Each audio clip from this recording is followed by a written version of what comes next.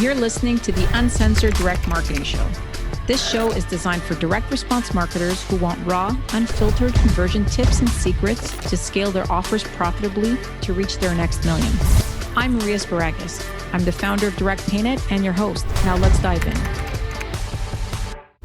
Hi, everyone. Welcome to another episode of Uncensored Direct Marketing. Today, I have a special guest. His name is Ning Li. Ning is a member of Copy Accelerator. So we connected through the group, but we also connected through various business dealings.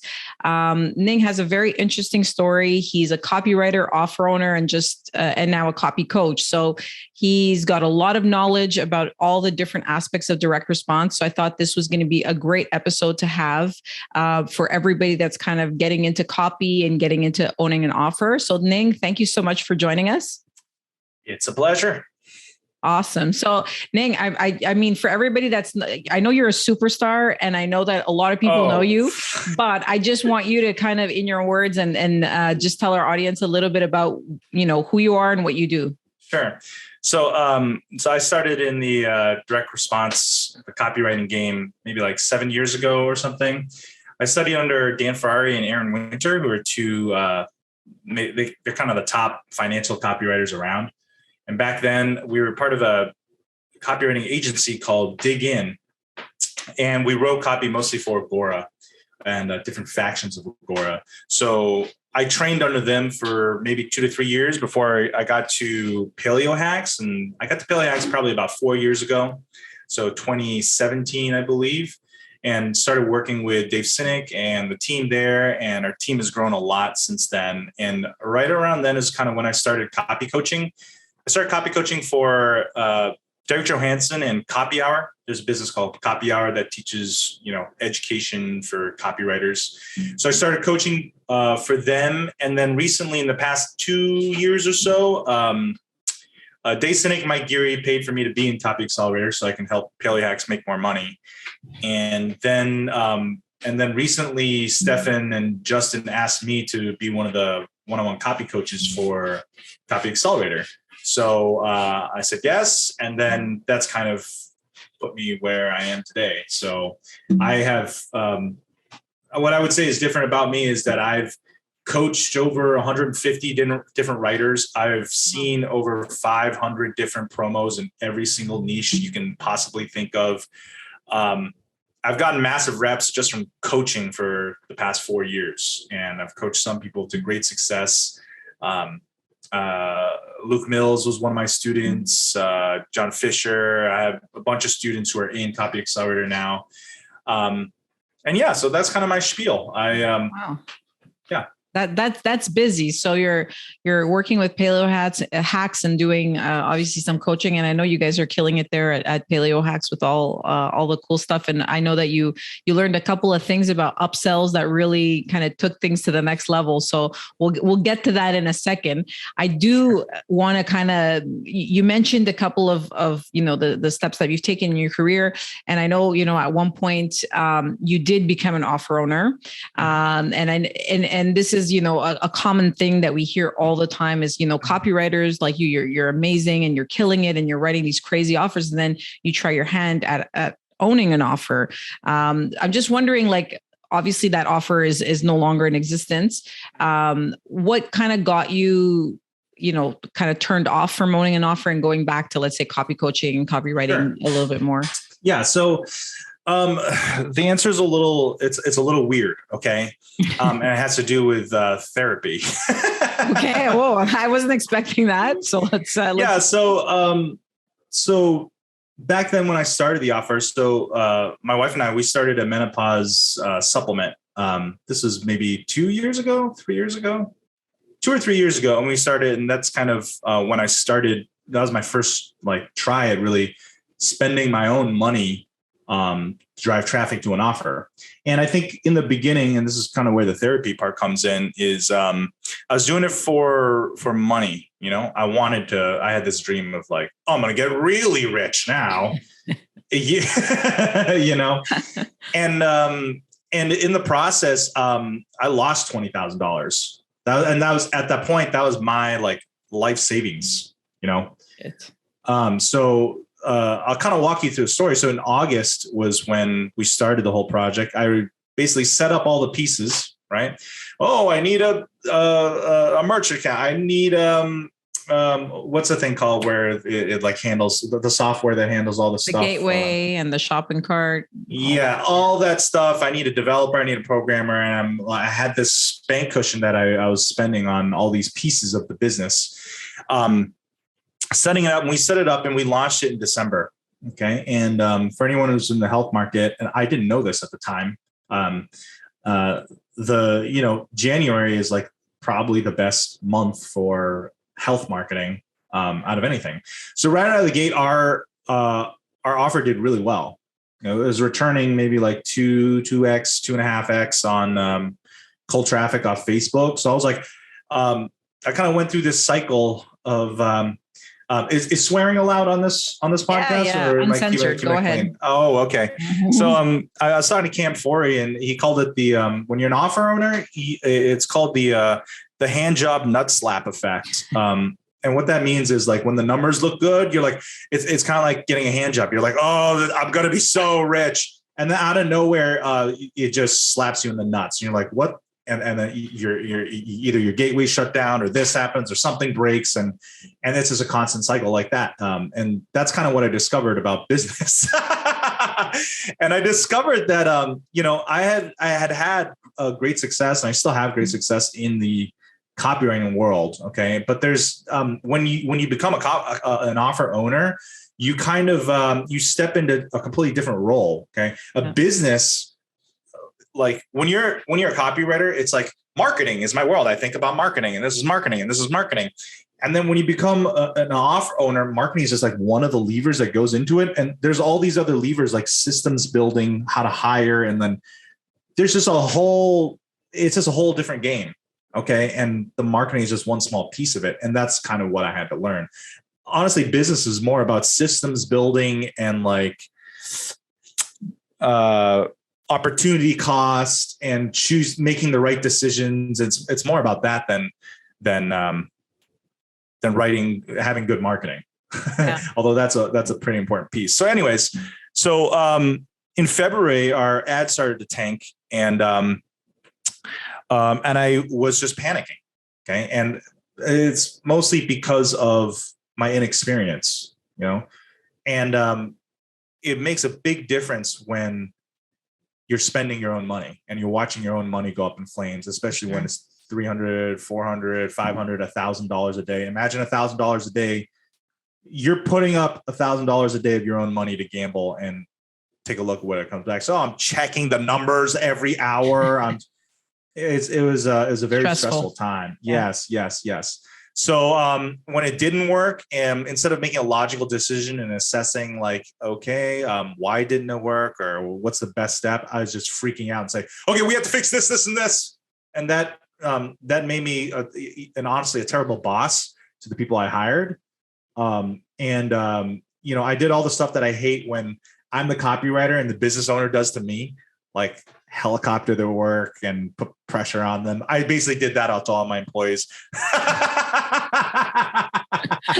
That's awesome. So is Dave listening? Dave Cynic is listening, and he's going to... Dave's an amazing, I don't know how he does it, because after experiencing it for myself, I'm like, holy business owning is offer owning is a different game.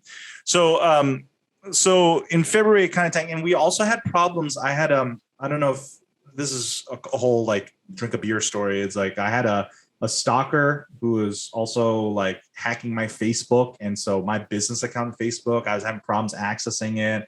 A lot of different fires popping up every day and having to be put out and all this stuff. So after the spring Copy Accelerator event, we got back, and when we stopped it, it was around 0.8 ROAS. So, but I had basically depleted all my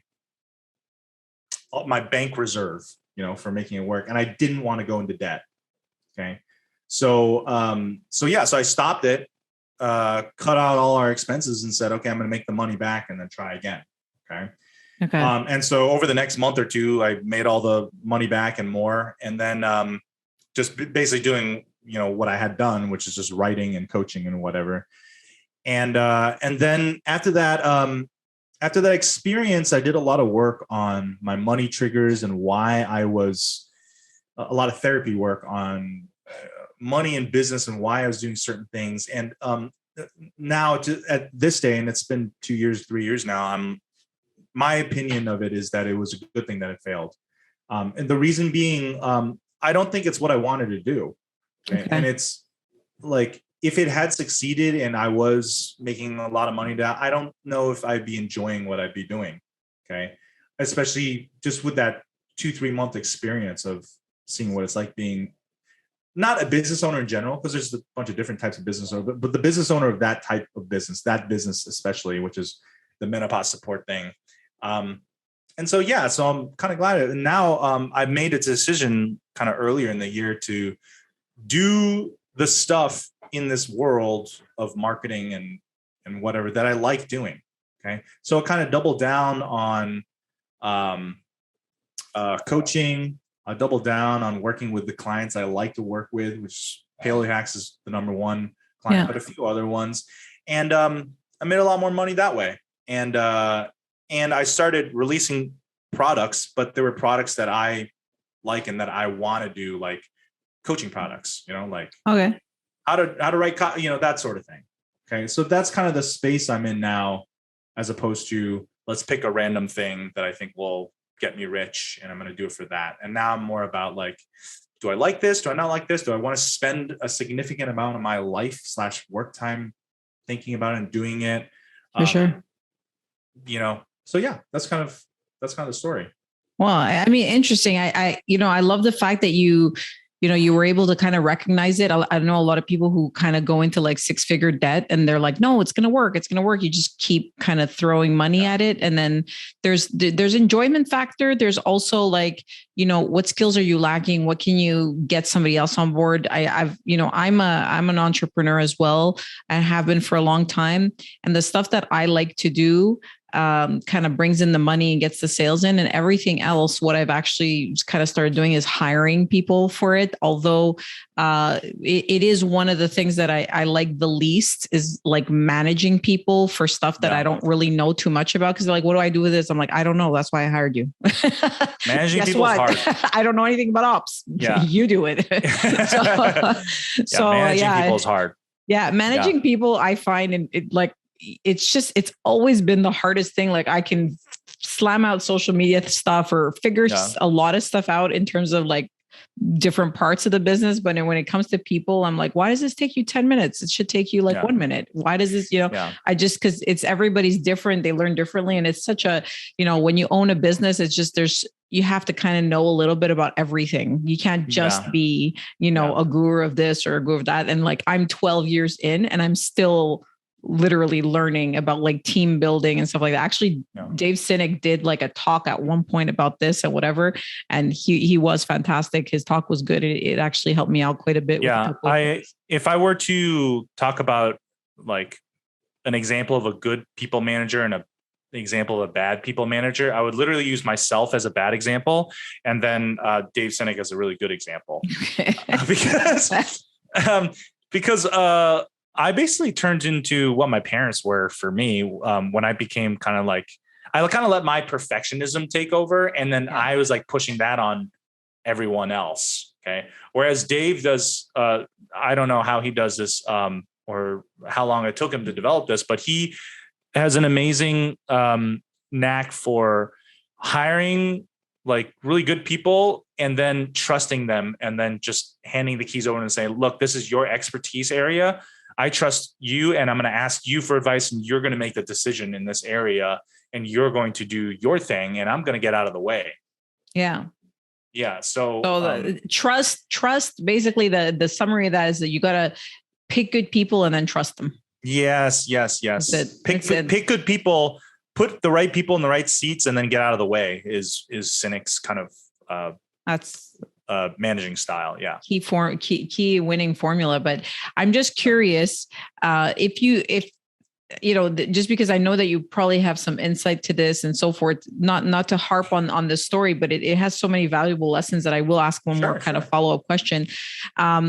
what do you think, looking back and kind of looking forward, and let's say you do a lot of coaching for copywriters and so forth, some of the good copywriters, if they come to you and say, hey, Ning, I want to start my own offer, what would be the thing, a couple of characteristics or a couple of things that you would say, look, you need this before you even think about it? That's a really good question. The first thing I would prepare them for is, I would say, look, if you're looking to launch your own offer, you better be prepared for a different experience than being a copywriter. Okay. Being a copywriter is about managing a client, writing good copy, and then delivering it and hitting the deadline and all the copy stuff. The offer owner role, you're going to be stepping into a whole new world, and it's a different learning curve. Okay. So it's kind of like you're a beginner again now, Okay. So when you get into it, it's, you're going to be setting up different pieces and setting up different systems, and the copy is just one small piece of it. Okay. When you go into it, you will think it's the biggest piece. However, it is not.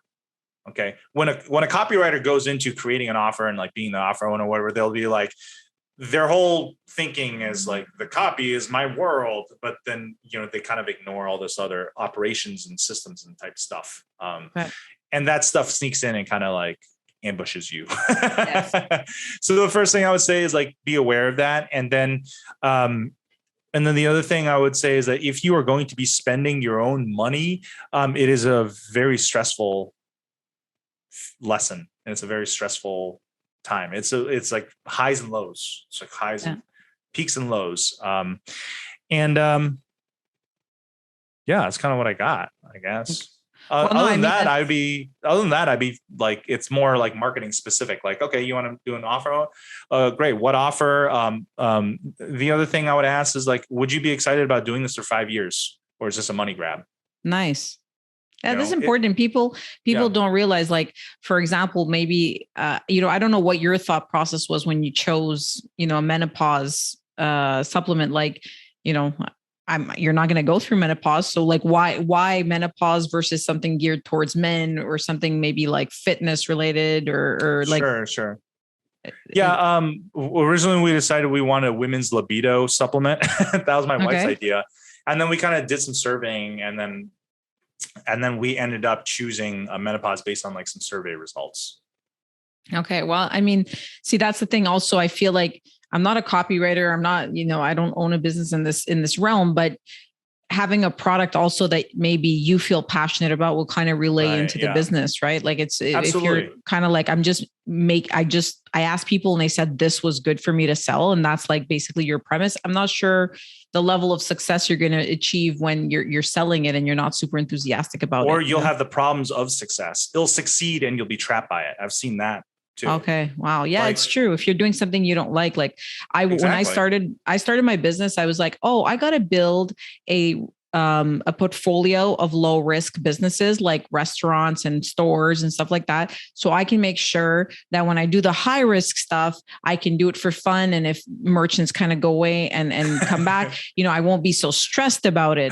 So I did this for about 18 months. I literally, like, this was in like 2009, 2010. I took a phone book and I was literally calling businesses. Okay. Wow. Interesting. And I did this by myself in my 500 square foot apartment. I was just sitting there. Hi, I'm Maria, I was like, what? Like, I hated my life for like 6 months. And I kept saying, why am I doing this? I hate this. And I'm like, I'm choosing to do this. I am literally choosing to do something I hate. I left a job so I can be independent. But what's the independence worth if I'm like, I dread waking up and doing this for like, whatever amount of time. And then after about 9 months, I was talking to like a small like restaurant chain, and they were like literally grinding me for like a penny. And I remember the exact moment I was sitting there and I'm like, I don't need this fucking shit. I'm like, take your penny. I'm fucking out of here. I'm like, I don't want to do this. And I just got up. I was like, obviously more cordial to the person, we met in person. I was like, what? I can't beat it. And I was just sitting there and I'm like, it's a penny. It's a penny, like this. But then I'm like, I hate low risk business. I just hate, there's no challenge. My brain's not thinking. I never get asked anything that I want to be asked. I'm just price, and no value, So I switched to high risk, and within like 2 months, I started making money. Yeah. And that's it. I never looked back. I was like, why not? I love those kinds of grind stories. I think to be a little kind of like zoom out and philosophical, like a lot of my career has the trajectory now is trying to figure out what, what I like, what I don't like, and how I want my work days to look, Yeah. and when you're for a copywriter becoming an offer owner, they don't really think about that. They just think about usually they just think about making a lot of money. And that's kind of like the draw. And you don't realize that yeah, you might make a lot of money, but the day-to-day life is completely different and you don't know what it's like. Okay. Business owner is about putting out fires all day. Yeah, that's true. It's not about traveling and I know a lot of copywriters that like to kind of be nomads. They like to kind of go around. It's harder to do that when you're owning a business. You got to be there at certain times. You got to do shit at certain times. So you're kind of building. And so I would say for my general progression in this career, it's been more figuring out what I like, what I don't like, and then having kind of the leverage to shape my life into a life that I want to live. If I'm going to do a lot of work, I'd rather it be work that I enjoy.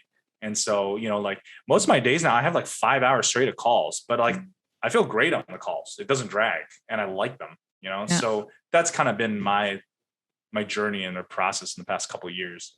Wow. I hope a lot of people listening will kind of do all this kind of work to prepare mentally before they take the plunge, because it is, it is scary when you're spending your own money and stuff like that. And then you realize at the end, if I really thought about this, it wouldn't have been something that I would do. I think it's right for some people. It's not right for other people. Yeah. And no one can tell you that, but yourself, Yeah. Well, that's a good kind of summarize of the conversation. It's good for some people, it's good for others. But the important thing is, I think, to kind of think about it a lot, think about doing stuff that you don't want to do a lot when you're a business owner versus when you're a copywriter. A lot of copywriters that I know love what they do. They want to do it for 6-7 hours a day. It doesn't bother them. So key difference. But moving along to another topic, is I know you have so much to share, and I'm like, man, I'm trying to get so many golden nuggets here for everybody listening. So I'm wondering right now, you're coaching a whole bunch of people, you're writing offers, you're working on a whole bunch of stuff. What's working? This is such a general question, so I know you're gonna be like, I don't know everything. What's working for me? What's working for people? What's working? What's working on offers to get offers to convert? Are you focusing? Let's say, example. I know you mentioned, you tweet some stuff on upsells, and you guys kind of got a really big uptick there. What's working in general for, let's say, offer owners and copywriters, obviously, to translate it for offer owners to make more money? Or are you mainly now, once you get your offer dialed in, are you trying new split tests? Are you focusing on upsells? What's working the best? Big question. I know it's a huge question. Just give me two, just two things of whatever's working for you that makes a big impact for people writing copy and for offers. Yeah. Okay. So the biggest change in PaleoHacks over the past 3 years or so has been, we used to only release do maybe 3 or 4 projects per year, and then one of them would do well. That would be kind of our rate. And just in the past maybe 3 months, we've had 5 or 6 projects come out and they've all won. Okay. The difference really being, I think at a certain point, business is about not making the wrong decision. Okay. Because we would used to choose products that we'd spent 3 months doing the funnel and the this and the that, and then it released and it just didn't do well. Okay. So there was a pretty big switch. Maybe, I don't want to toot my own horn, but I'm going to toot my own horn. Do it. in the spring, where Cynic basically said, look, Ning, you are going to decide now what products we do and don't do. Okay. So I would basically tell product development, hey, we're going to do this cookbook. And I would come up with the product. Okay. And I had a pretty good pulse on what works in our industry and what doesn't. And so we just started putting out, I looked at basically all the cookbooks that did well on Amazon, and we just started, I noticed they all fell into 3 veins, right? One is easy cooking, right? Slow cooker, instant pot, 1 pan, 5 ingredients. These are all examples of cooking made easy, right? Yeah. That's one angle that worked. Another angle that worked is here's your cheat foods, but they're healthy now. That's like keto sweets. Like here's a cookie. It burns fat. Here's a recipe for pizza that's healthy.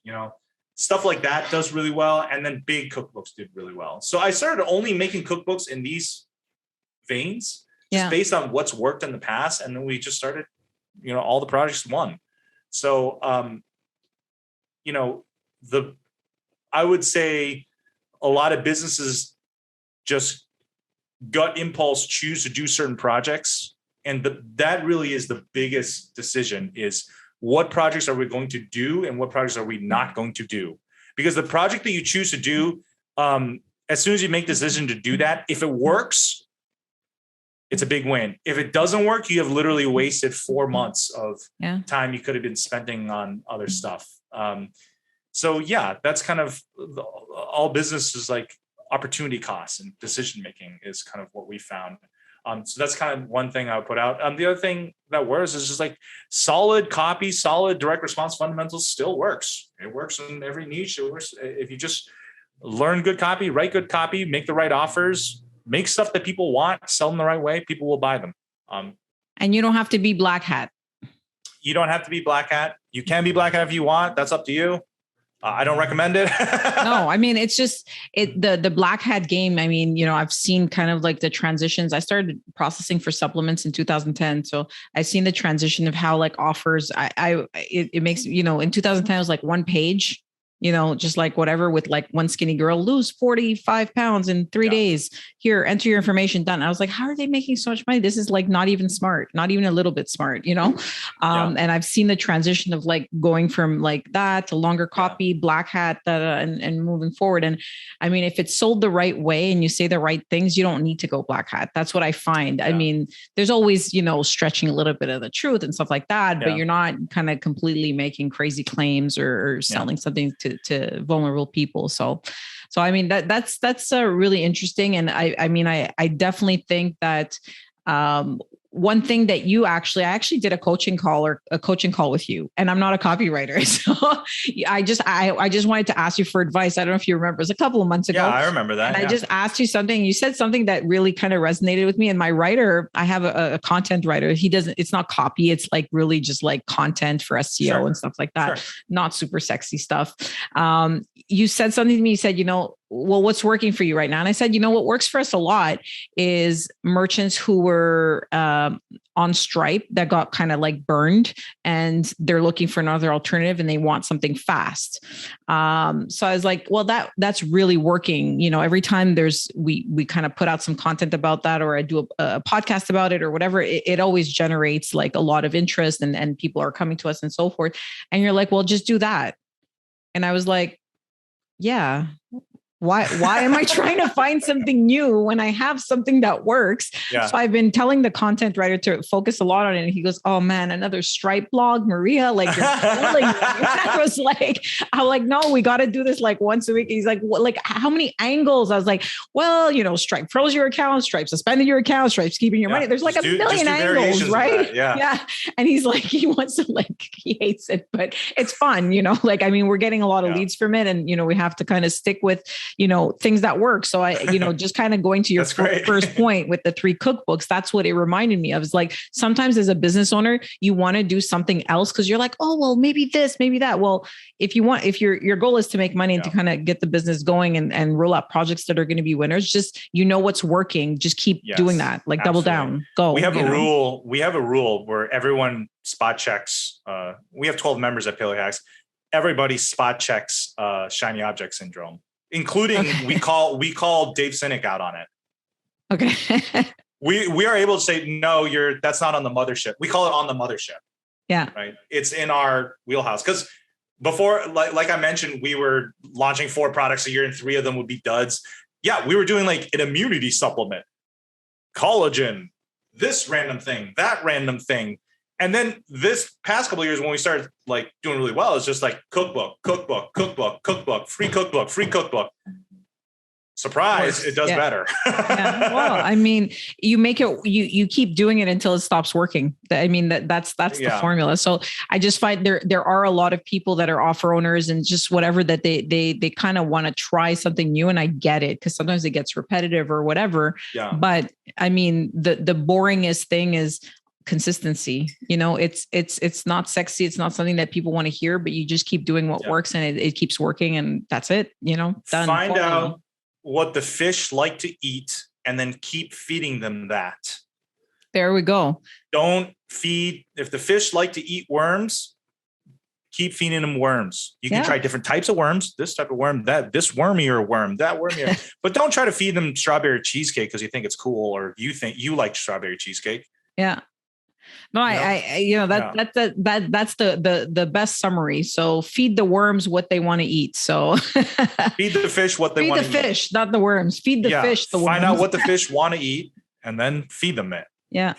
Yeah. And that's amazing. And, sometimes the best lessons in business are boring, but they're the ones that work. So happy that you shared that, with all your wisdom and everything that you've seen. I'm going to wrap it up with like a question that I'm just curious about, and just like kind of talking, not that we only want to talk about mistakes. We want to talk about all stuff, but obviously people want to learn, things to avoid and things to kind of get better at and so forth.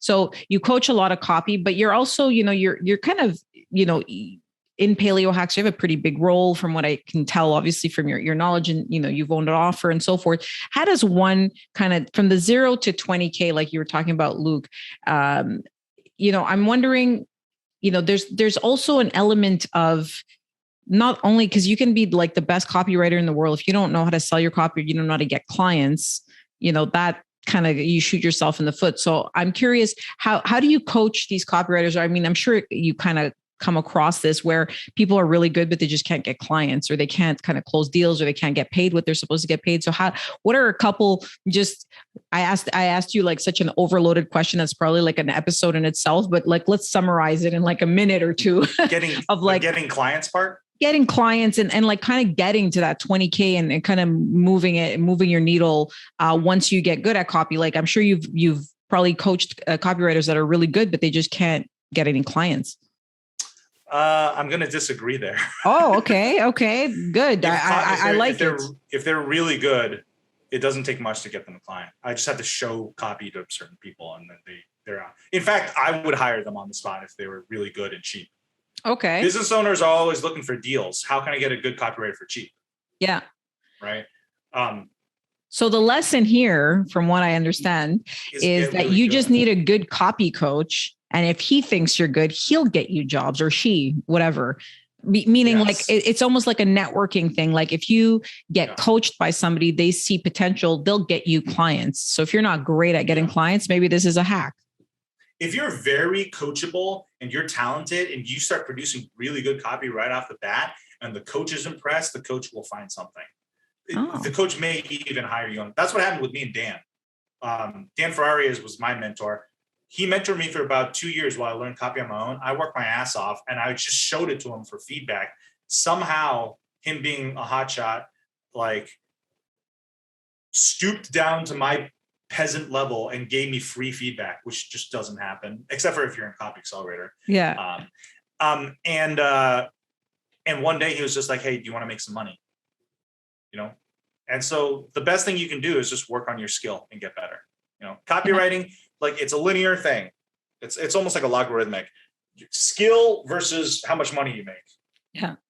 So, I mean, that's the interesting thing is that, it's one of the industries I find that, at least like now I'm learning obviously from you, like for me, for my industry, I'm going to toot my own horn here. Obviously it's my show and I'm going to say it, but I am fucking knowledgeable. Like I swear to God, people call me, they talk about shopping carts and I tell them how to integrate shit and what they should do and their upsells and all this. Like most payment processors can't coach you on that stuff. Like they don't have a clue. They just like, here's your mid, see you later.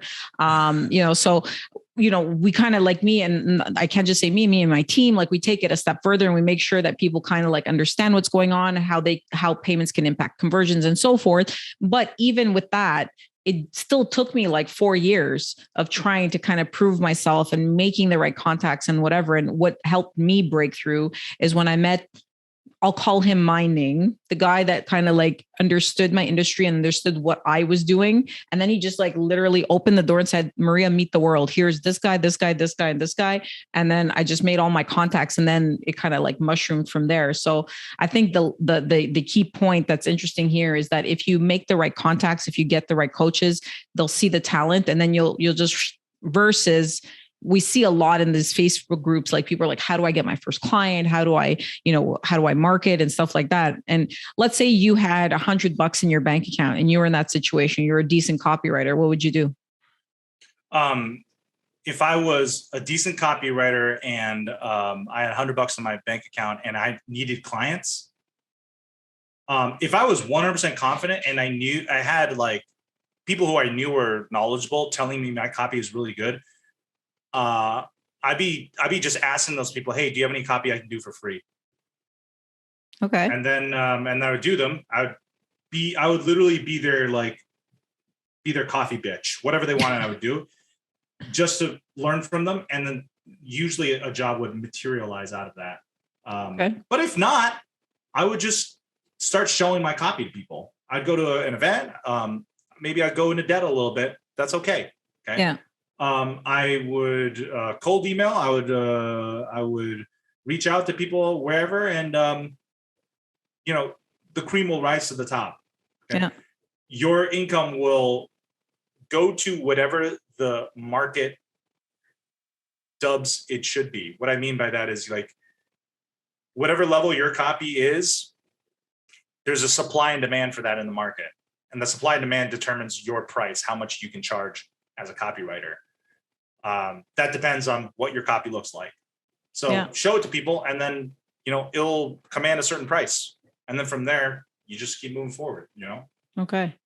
Well, I mean, that's an excellent lesson to kind of wrap up on. So Ning, is there anything any other, I don't even know what else you can say. You've just kind of given the keys to the castle. You gave everybody all this free advice. So I will let you say any final thoughts or anything, any summary to our audience. And then obviously we'll wrap it up. But I do want to say before we let Ning say is, I'm sure everybody listening to this episode got at least one golden nugget. So subscribe, share, and like, because Ning is the boss in copywriting. So we're happy that we had you on, Ning.